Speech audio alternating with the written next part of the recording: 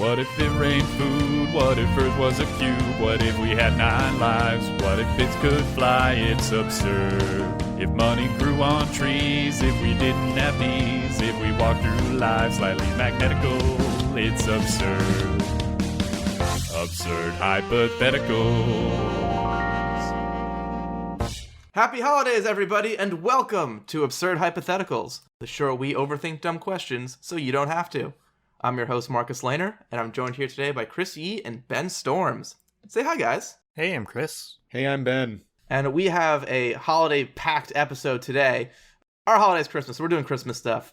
Yeah, it's only packed with one holiday. Sorry, people who celebrate other holidays. And as spoiled by the episode title, we're going to be talking Reindeer.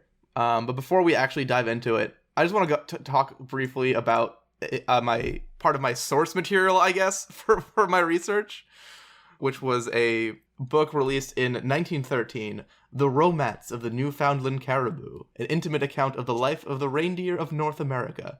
So this is like a nonfiction book about reindeer. This is a nonfiction book. This is basically some dude went to Canada, Alaska, and like took some pictures and stuff and wrote a book about the caribou. Only I don't know if it's a product of the times or like of the author, but man, it is so far up its own butt, like it's crazy. When is it from? Like 1913, which is a while ago, so it has a little bit of that like slower, more like personal cadence to the writing. But I've decided I think it's doing a little bit more reading. I think it's a little bit more. He's just a bit weird about about reindeer. I assume you didn't buy a copy of this. No, it's one of those things where like the full text of it's online in a bad format. Yeah. But besides just like the reindeer, what I love is that in his book, which like I said again, it's like kind of him. It's like I think he's like mainly a photographer, so he's like going out like it's about him taking pictures. But he wants to provide just like random advice to people. So there's a whole like chapter about camping if you want to go camping in Newfoundland and how you should do it, which felt really out of place. Has this guy written any other books? I don't know. What's his name? Radcliffe Dugmore is his name. That's an awesome name. And it's spelled Radclyffe. Radcliffe. There's a Y in there. Yeah, and like an extra E at the end instead of just I. There's an artist that's coming up over him. Unless it's the same guy. I mean, it might be the same guy. Who knows? Well, it's Arthur Radcliffe Dugmore is this guy. Oh yeah, no, there's an A. I just wasn't sure if it was bad it's formatting or if it was that. He's a Welsh-born, pioneering American naturalist and wildlife photographer. Yeah, sounds like the guy. Yeah, so it's probably more a product him than it being 1913. I mean, little column A, little column B, right? Like, yeah. But after the chapter on camping, there's also a chapter of hunting the reindeer, from the sportsman's point of view, as he puts it. And he starts off his section with, I have tried both shooting and camera hunting, with the result that I now find shooting to be almost child's play. However, others whose inclinations run along different lines will continue to derive great pleasure from the more primitive sport, and to these I offer the following suggestions and information. Just like, oh yeah, you can go hunt them, fine, if you just want the easy path. If you're a man, you would take pictures of them. right. But he doesn't then goes on to a whole chapter of hunting advice. So he's like, all these beautiful animals I took pictures of. Here's how to shoot them good. How much of this book did you actually read? Not a lot of it. Mostly I just was like looking at the chapter titles and being like, where is it going to get ridiculous? Which of course means the last one I got here is the mating section. And so this is his talking about seeing the reindeer, in the mating season. If you would see the stag at the only time when he is really majestic, high-strung, superb creature, keen-eyed and in perfect condition, the culmination of the months of preparation, you must select 2 or perhaps 3 weeks of October. That is, the week before and 2 weeks during the season. Then, and then only, does the splendid beast do himself justice. Yes, dude loves to hear himself talk. Could you imagine reading a whole book like this? No. It would be nonsense. I mean, is that just old-timey writing? I don't know. Like I said, 1913 isn't that long ago. It's not that long ago, but I feel like the grammar was way different. The types of words they use. The grammar's a bit different, but I think it's more I think it's more the author. If I had to guess, I think it's more the author. I think it's less the time period. It might, they both help each other out, but I think it's mostly this reeks of artistry to me. You said it was source material for your answer. How much of it did you actually use in your answer? Only the parts of it that was cited in Wikipedia. But I'll get there. But you'll have to wait for that, because we're gonna go into the question. And I'm not first. Ben is first. Ben, the question you're answering today is, what if you could perfectly train reindeer? Yeah, so I'm gonna get to that. But first, and this does wind up being relevant. Don't worry. I wanted to look into where the actual link between reindeer and Santa comes from, because it's kind of random, right? Like it doesn't really, like, there's nothing that seems like it would cause that necessarily. Reindeer, like, they hang out near the North Pole, right? Yeah, but like it still seems kind of, I don't know. I'm interested to know what it is, but it seems a little buck wild than the person who connected rabbit, the Easter bunny, and eggs. Well, okay, fair. Someone has a very poor understanding of anatomy. bunnies. Yeah. Or biology. I don't know. Anyway, so it's the first time it's mentioned. There's this poem, this illustrated poem from 1821 called "Old Santa Claus with Much Delight," which it mentions, like the sleigh and the reindeer and chimneys and stockings and bringing toys and all that. It does mention the one sort of really weird thing in it is that naughty children will be brought a rod to be spanked with. Oh. Which is a little, yeah, so the line is, "But where I found the children naughty and manners crude and tempers haughty, thankless to parents, liars, swearers, boxers or cheats or base tale-bearers, I left a long black birchen rod, such as the dread command of God directs a parent's hand to use when virtue's path his sons refuse," which is pretty intense for something that you read to children on Christmas. But you know what? Whatever. This is how the 1800s rolled, I guess. Yeah, it's also a pretty dark take for someone who decided to rhyme naughty with haughty. Right, yeah. Also, by the way, that is how the poem ends. That's the last line. So they really, sting it there at the end. Judgment Day. Yeah. So that was the first mention. The most well-known mention was a couple years later, which was Clement C. Moore's A Visit from St. Nicholas, or as it's better known, 'Twas the Night Before Christmas, which is where we get our traditional reindeer names. Although, the one interesting thing, Dasher, Dancer, Prancer, Vixen, Comet, Cupid are all the same, but originally it was actually Dunder and Bliksem, which are just Dutch for thunder and lightning instead of Donner and Blitzen, which are German. So, but fun fact, originally it was Dutch. I don't know. Why did they change it? Man, I honestly looked into that. I could not. At some point, someone, I think, just got confused and thought it was like a typo or something. I don't know. Yeah. And assumed it was supposed to be German or not Dutch. I don't know. But that's like the first times that they're like directly linked as, in the way that we think of them as being linked with Santa. But neither of them really, I guess, A Visit from St. Nicholas kind of mentions them flying, but it doesn't really like explain it really ever even. Explain it really ever either. It kind of just happens. So why does, it's just the first time that reindeer talk about flying, this poem. And that's definitely not true. It's actually much, much earlier than that. So there are these deer stones. There are these standing stones in Siberia and Mongolia. They're like granite. They're like 3 to 15 feet tall.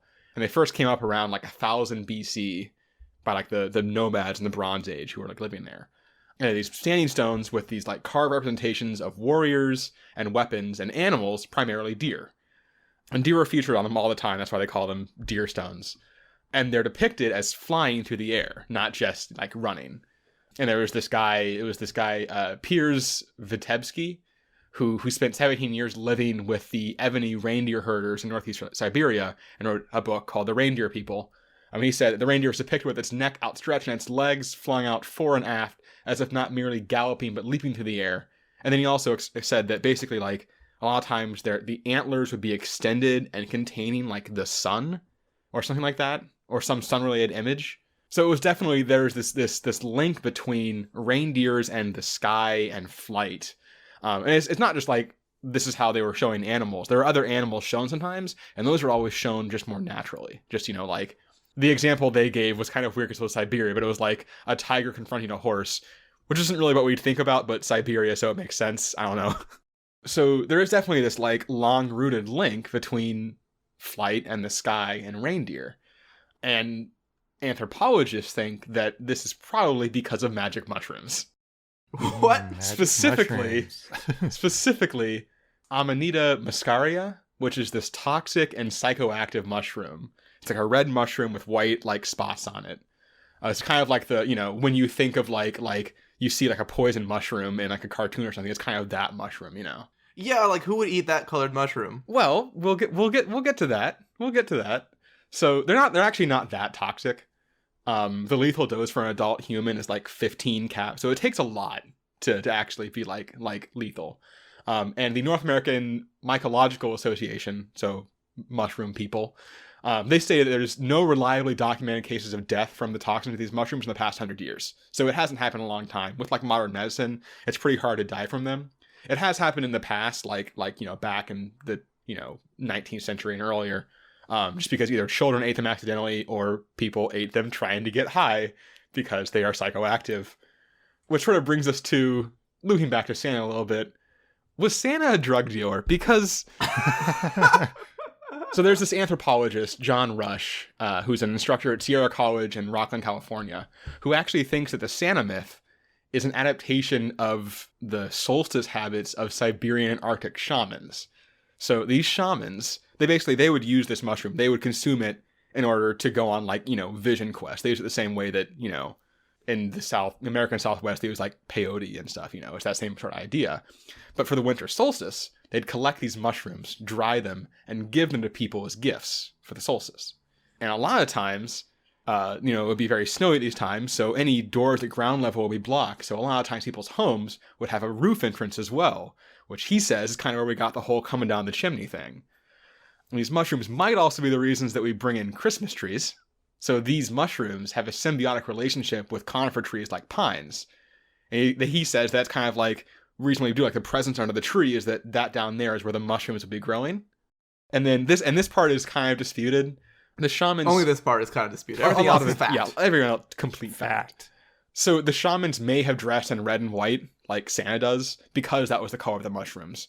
They may not have actually dressed like that, but I know they've been depicted like that before because of the link between them and the mushrooms.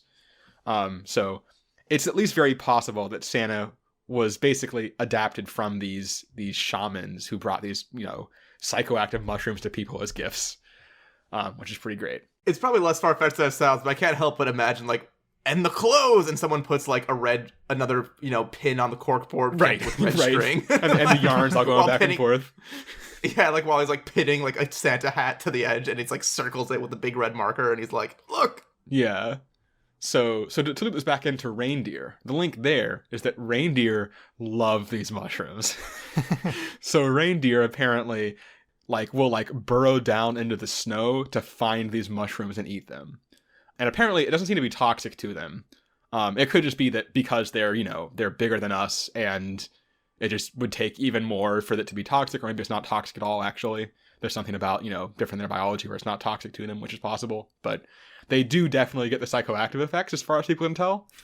Reindeer herders have seen that after they eat them, they'll behave drunkenly. They'll run around aimlessly and make weird noises. Their heads will start twitching sometimes. Is that why they seek them out?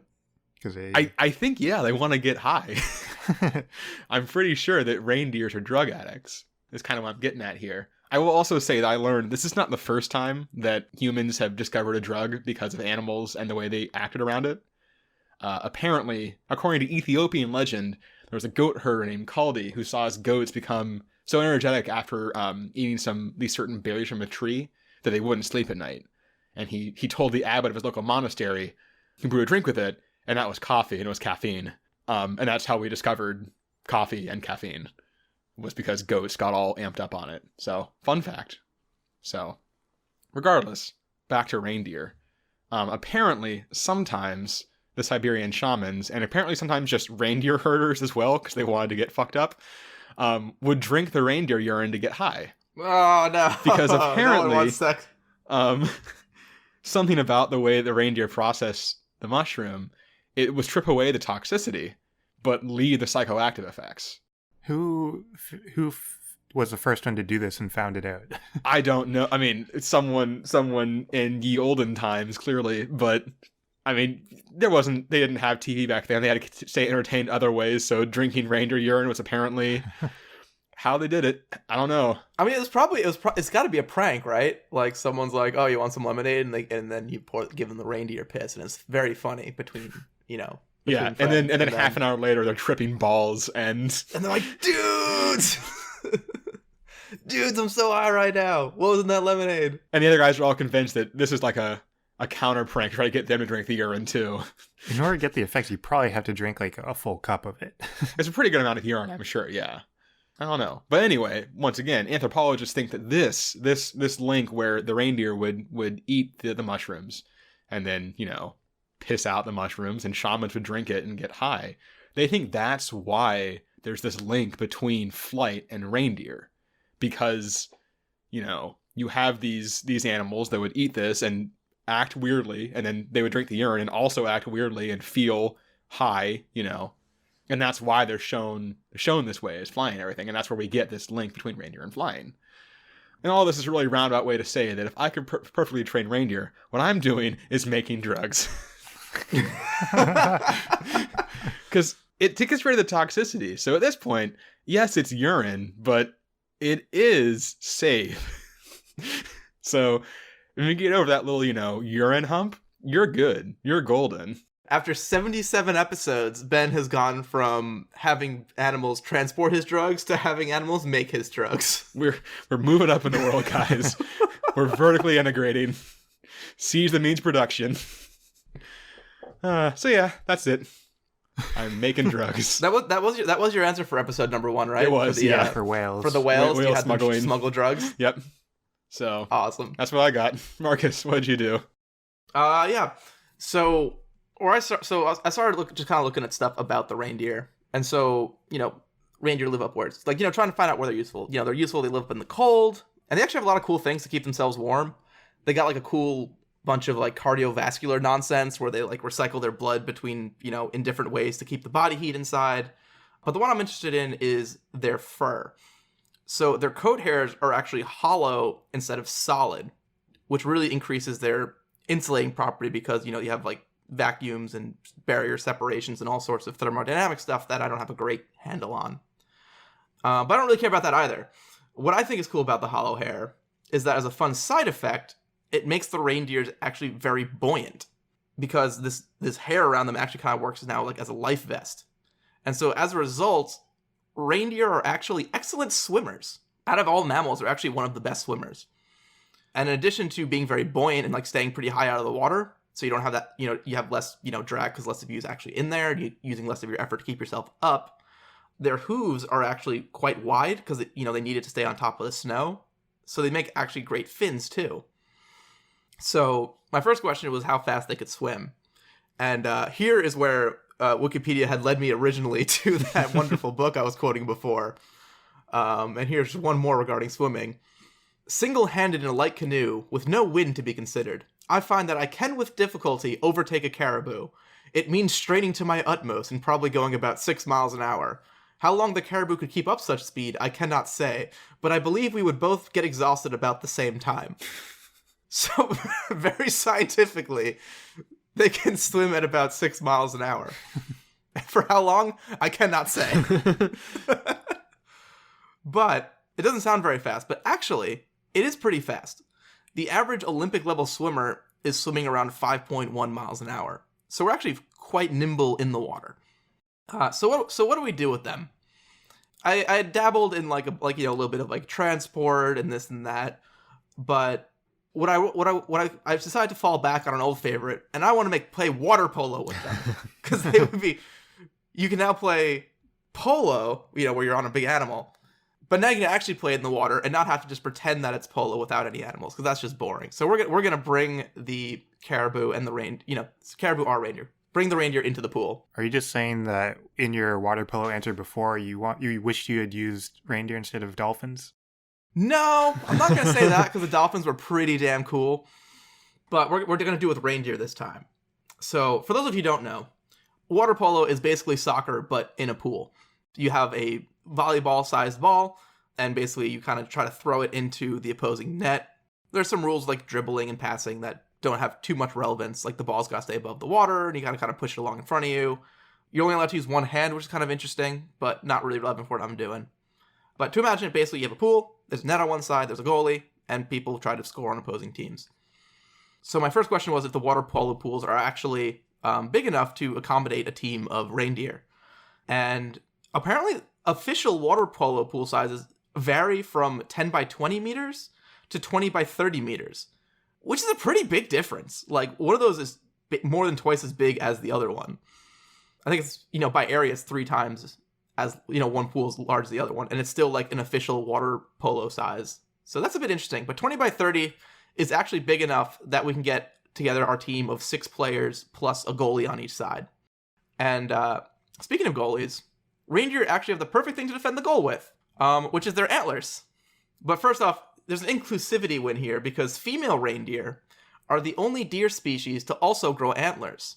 So if you're looking at it from like kind of the sustainability aspect of maintaining a water polo team, it's going to be twice as easy to maintain a reindeer water polo team compared to other, I guess, deer animals, because you don't need to have like, the males playing the game with their antlers and the females off on the side. Not a man-dominated sport. Yeah, it's not a man-dominated sport. We can have full representation of all the reindeer here. Actually, on a related note, one of the things that I did see when I was looking at the antlers and stuff, the females actually keep their antlers longer. They actually keep them like through the winter. So if anything, your best players will probably be the females. Yeah, if you want to play in the winter. Mm-hmm. Yeah, it's interesting because it would be a bit seasonable that way. So for the goalie, you have the option of putting like some goal pads or similar on the antlers. Like if you want to just like loop, hockey leg pads over the antlers to give yourself a bit more area. I'm not sure if it's necessary. I think it'll depend. You'll find out pretty quickly once you start playing how much padding or, netting you need to put on the antlers to have the appropriate game balance for the goals. But we can use the antlers for offense instead of defense as well. And what I'm talking about is antler slingshots. So if you've ever seen the shape of the reindeer antlers, they're kind of just like straight and a little bit back with like not much in the middle. So they're actually perfect for just tying, a rubber band to and having a slingshot. So this is the part of the podcast where I usually do some math. But it turns out it's actually quite tough to find out how strong the antlers are, because not only does the antler size and shape vary somewhat, between, individual reindeer, but their strength is also seasonal based on what stage the antlers are in, and not just whether they have antlers or not. So basically, as they get closer to mating season, the antlers shed this outer felt that they have on and start to dry out. And that the level of dryness in the antlers actually has a big effect on its strength.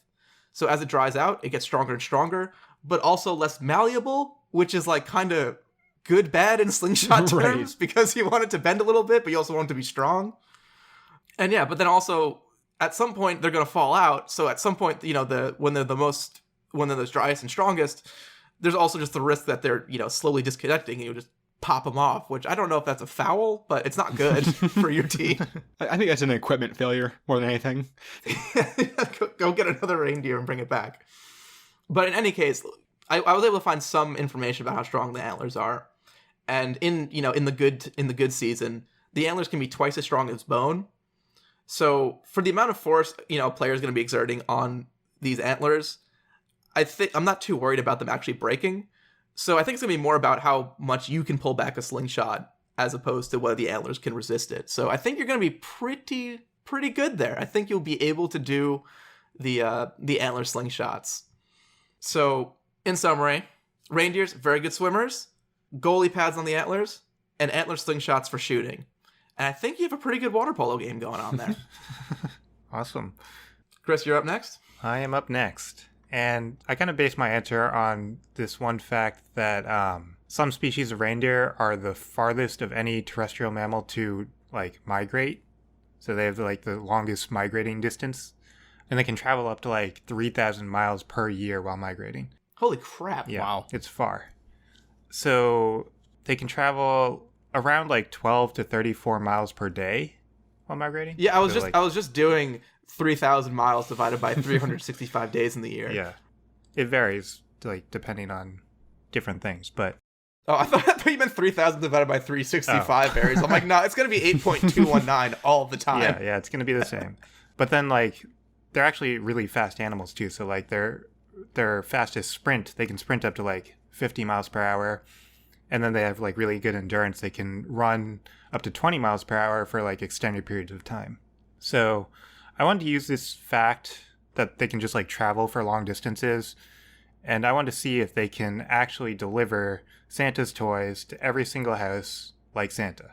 So there's 1.6 billion households in the world right now. And I want to try to deliver one Lego piece to every house.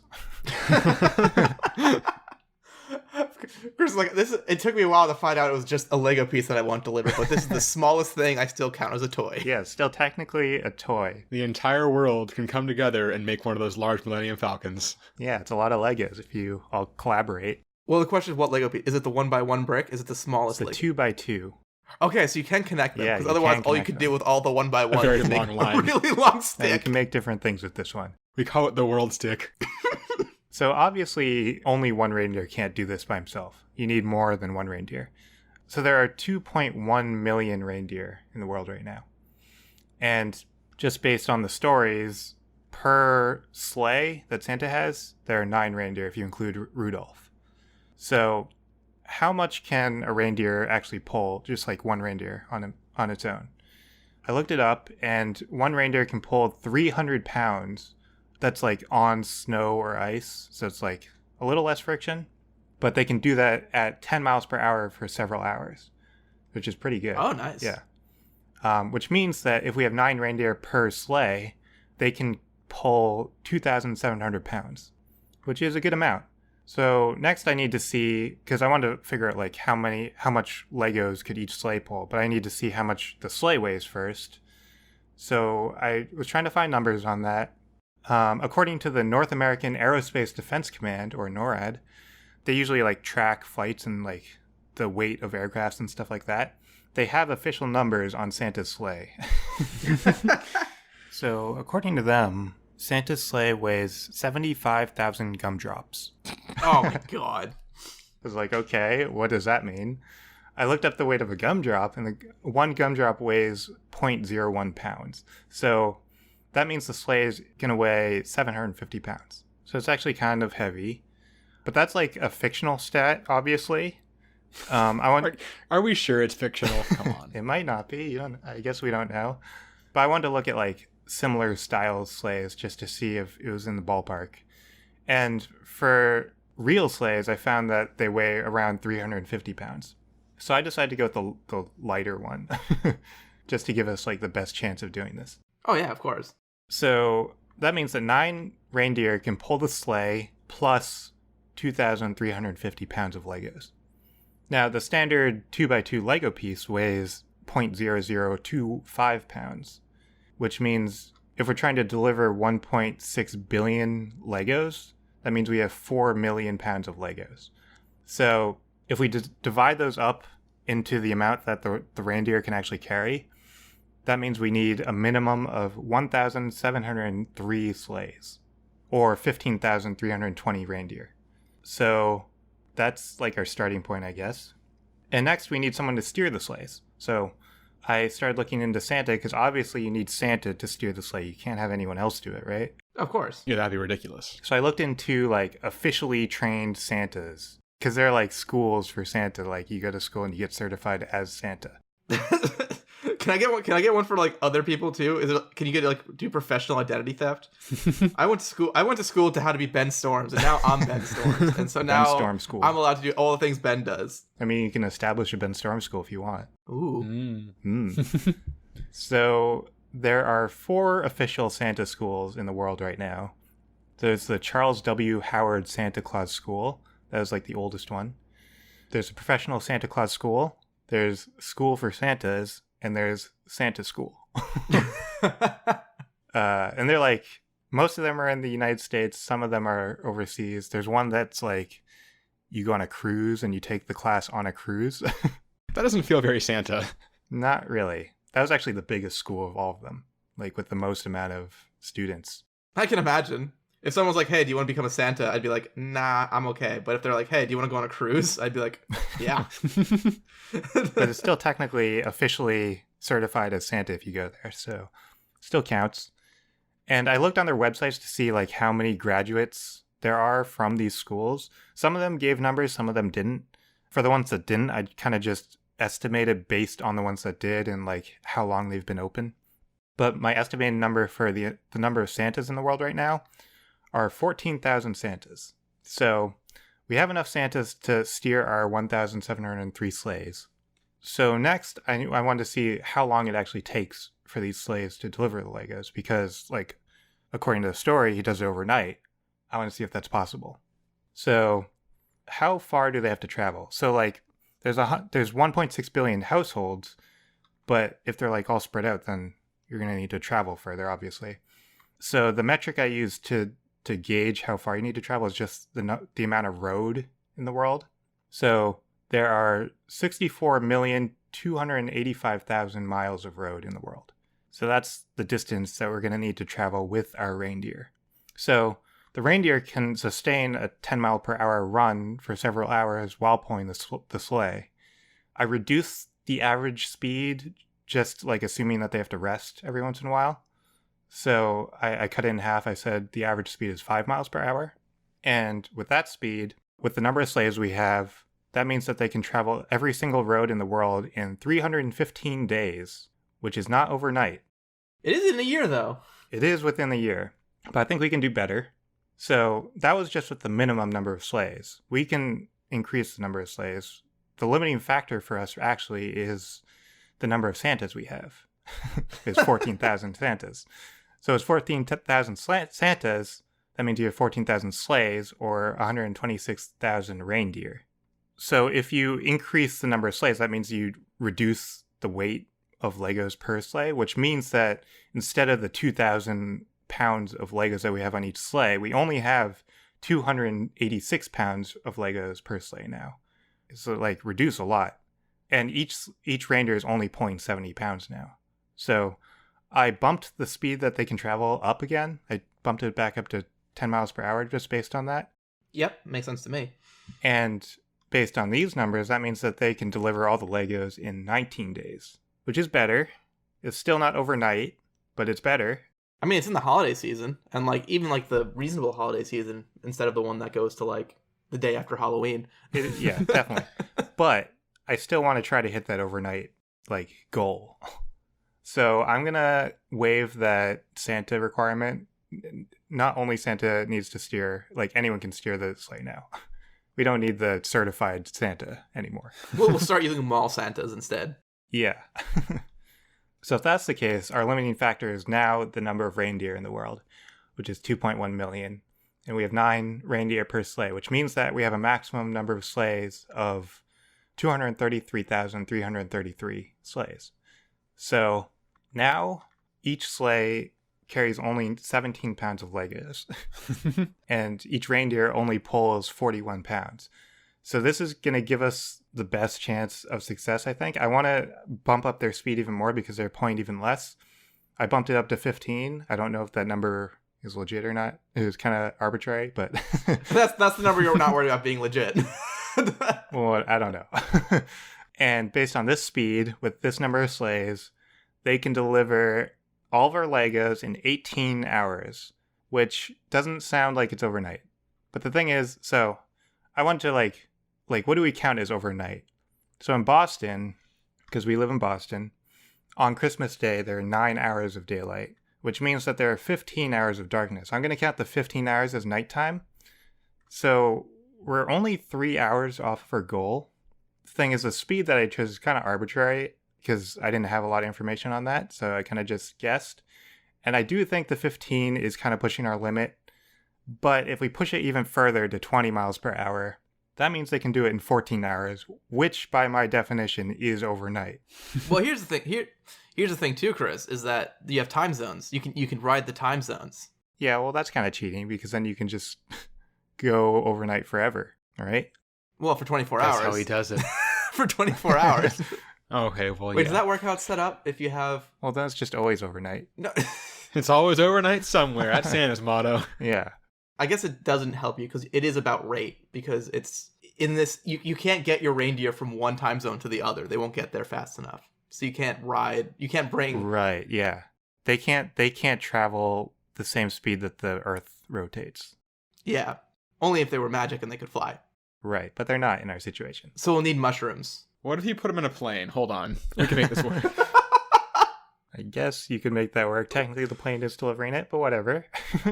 Well, no. The reindeer are the last 5 mile problem. Exactly. Okay. So you have 2 teams of reindeer, and you shuttle them time zone to time zone, like leapfrogging. How many reindeer can you fit in an Amazon truck? Save that for next year. Can we just 2-day prime ship reindeer to all the Amazon warehouses and have them just do fulfillment for one day? Can you buy a reindeer on Amazon? Yeah, then you return them after Christmas. Yeah. We solved it, guys. They got like a $30 or a 30-day return policy, right? Not only is it doable, it's also free. Exactly. Yeah. Okay, so forget my answer. Just do that. Sorry. All right, we solved it. We've saved Christmas. Okay. Did we? I don't know if we did or not, but sure. I don't know. It feels like we saved Christmas. We got the toys delivered. We saved it from what? Oh, we got the toys delivered. Yeah, from not toys delivered, which is really all Christmas is about, I think. Clearly, yeah. Getting toys, getting our 1 2x2 Lego. It's important. Could you imagine being the only one who didn't get a 2x2 Lego? I'd feel left out. Yeah, I would feel very left out, actually. exactly. All right, Ben, here's your would you rather. Would you rather chug a gallon of eggnog all at once or sit on Mall Santa's lap for an hour? Oh, God. Okay, just the thought of a gallon of eggnog is, like, very distressing to me.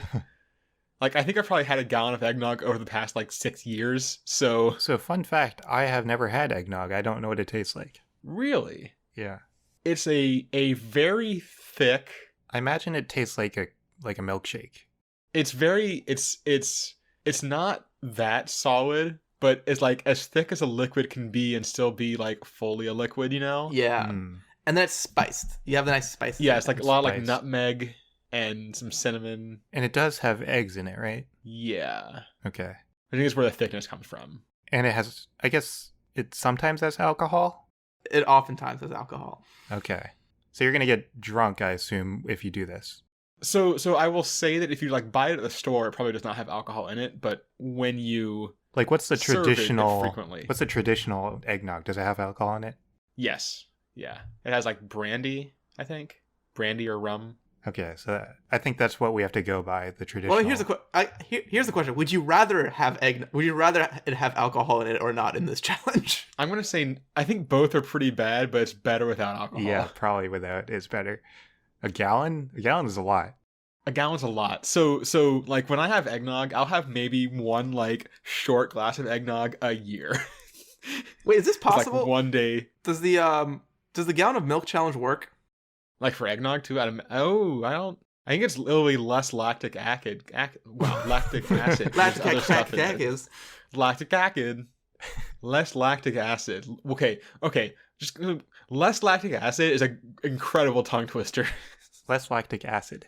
Less lactic acid. There's just a lot of. Well, me and Chris were movement both ready for required. it, so we tried harder. Well, yeah, it Yeah. didn't really count. Okay, anyway, point is. Eggnog is normally 20% alcohol.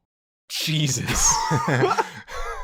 Okay, well, to get away from the eggnog for a second, do you have to maintain eye contact with the mall Santa, or can you be there on your phone? I don't think you have to do anything other than just sit on his lap. That's the only thing that you have to do.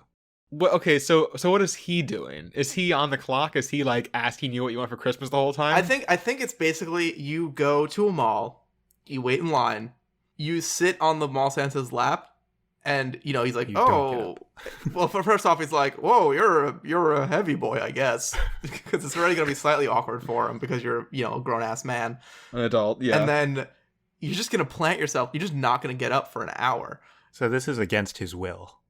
So here's the thing. God. Would you get forcibly removed from the mall Santa? Because I think you would. Probably. After No, it's a minute. yeah, it's a minute and people start trying to usher you, but Yeah, if you're there's a whole line behind you. can you do you have to do you have to do a filibuster where he's like, what do you want for Christmas? And you bring out a fucking the dictionary and you're like, Yeah. what I would like for Christmas is aardvark, acorns, armadillos. And you can't stop talking, because once you stop talking about your list, now it's time that you get off the Santa. So you have to actually filibuster the Santa lap. God, you're making me want to drink the eggnog, and this is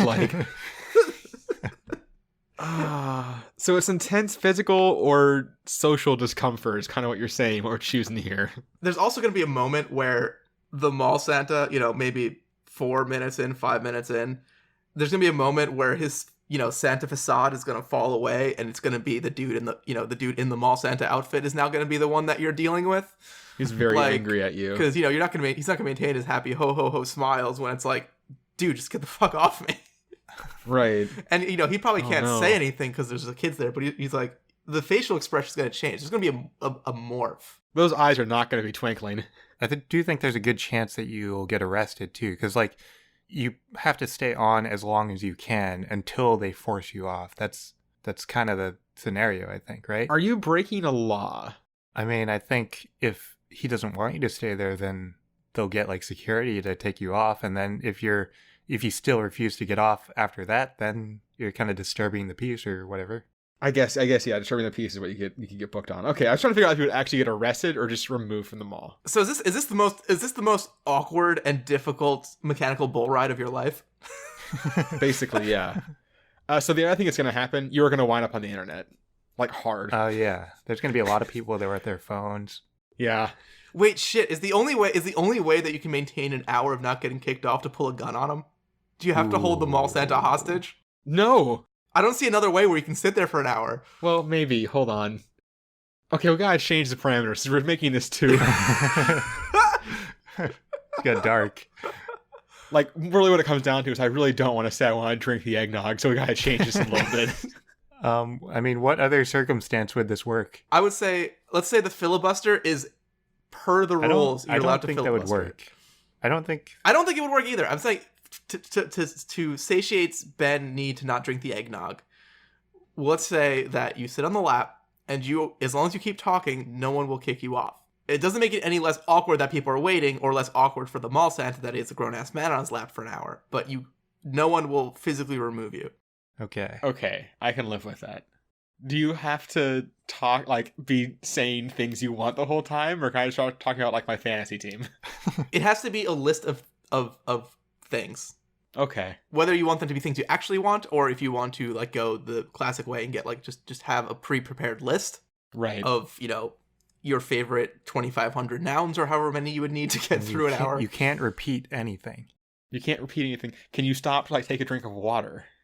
Well, no. If you brought water with you, then I guess maybe. No, you're not. Well, what are the filibuster rules? I don't think you're allowed to stop for water. I don't know. You must be able to. You can't. You can sneak in a sip in between words. Can you drink water during a filibuster? This is important.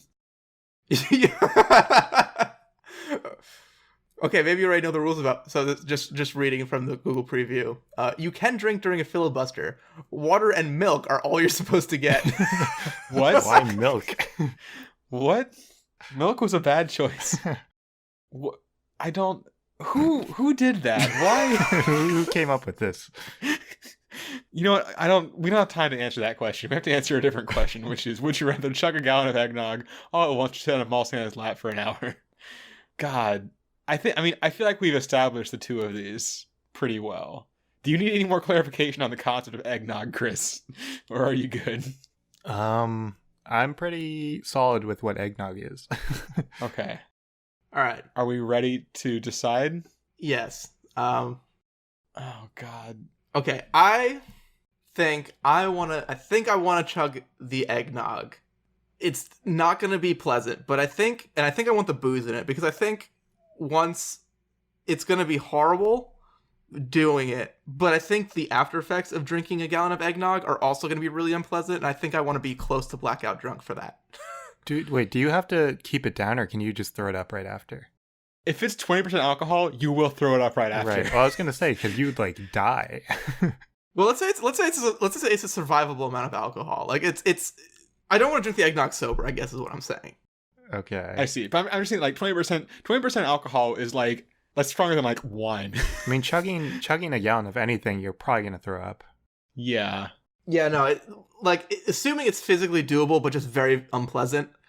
Okay. I want to do the eggnog. If you physically can't do it, then of course, then if you have to try multiple times, then no. Although I don't think it gets better after the first try. It's not something where you Right, can improve. yeah, it's not more likely. Your second attempt to chug a gallon of eggnog is not going to go as well as your first. Oh god, I'm getting some information here. Hold on. News update. I need to make sure I have this right. Is this a Santa update or an eggnog update? An eggnog update. So a cup of eggnog has 223 calories, 11 grams of fat, and 20 grams of sugar. You're going to have 16 of those in about 45 seconds. I don't know. Jesus, that's a good chug. Yeah. So I'm gonna choose sitting on Santa's lap because I feel like chugging the eggnog is gonna ruin your whole day, like your entire day, maybe the day after too. Like sitting on Santa's lap is only for an hour. Oh man. But the YouTube video is forever. Yeah, and anyone who ever sees you this whole time, which people will because they have an hour to get there. And they're think about the parent that's waiting in line with their kids. And they're like, oh my god, I can't believe I waited this the Santa Mall line for like an hour and a half. And it's like, And the kids, and this dude was actually in line. Like, where's this kid? And then another hour goes by. I mean, you'll be famous. Maybe not in a way that you want to be, but yeah, infamous. yeah. But you can I don't know, you can springboard that into something else if you want. Maybe. Do you want to? All right. Oh God, I really don't want to do either of these things. You have to choose. Me and Marcus are split. You're the deciding vote. God, I think I have to go eggnog. Yes, I really, the convert. really don't. I really don't want to. I don't even want to chug a cup of eggnog. We even modified the rules so you didn't have to choose eggnog. It's still just that's so bad. Like, I just can't do it. An hour is such a long time. An hour is a long time. Yeah, even though we regularly sit in one spot for an hour and talk to a non-responsive Right. being for an hour. Yeah, I don't want to do that in that setting. I think it causes way more problems, and it's way more public. And honestly, if you're the guy who if you're the guy who attempts to drink a gallon of eggnog, that's like, oh hey, remember that time you tried to drink that gallon of eggnog and you got really, really sick? That's a holiday story. Remember that time you sat on Santa's lap for an hour and nobody knew what the fuck you were doing? Is not okay. The other thing too is that I know you're going to obviously regret the eggnog for quite a long time after you drink it, but you can only regret it while doing it for, like a minute. Like, you have a long time while sitting on Santa's lap to realize what a terrible idea this was. You're gonna regret drinking the eggnog after you do it, though. You are, but at least it's done. You can't regret it while it's still happening. I guess that's true. Or at least you have less time to. We you did- will regret it while it's So happening. we but, did just sit here for an hour talking to each other. That's basically what we're doing with Santa. But it's different. It's different. You're not in a mall with children You don't very know that. confused. You don't know my setting right now. You're right. Okay, fair point. You don't know if I'm on a Santa's lap right now doing this podcast. Yeah. I'm already doing it. I've already chosen. Joke's on You know what? We just poured the eggnog too. But yeah, that's it for the holiday. I don't know, gifts we've been bringing. I don't know. Does our podcast count as a gift or like a season's greetings? Maybe this has been our season's greetings for the for you guys. There's our long-winded way of greeting you. Yes. Hello. How are We're you? sorry. Hi. But it is the season of giving, and if you are in a giving mood, you can find us over at www.com. Oh my god, that's not it.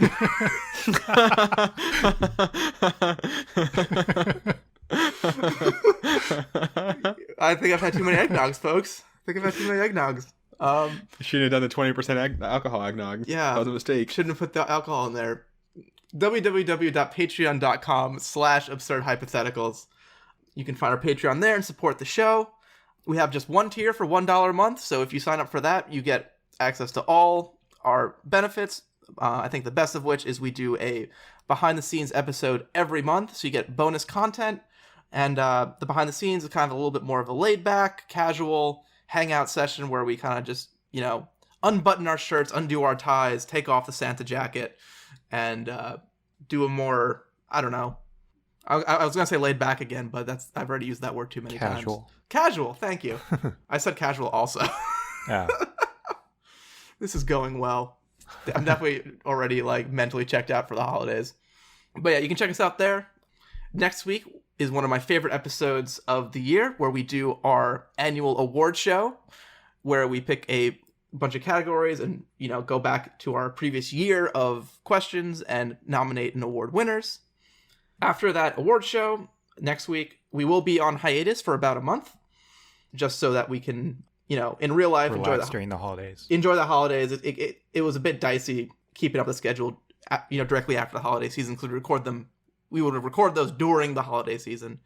So we will have a small break. We'll be back first week in February. But if you really want an episode during that time, we will still be releasing a behind-the-scenes episode. So if you, go to that www.com Patreon, you can... Only 2 W's that time.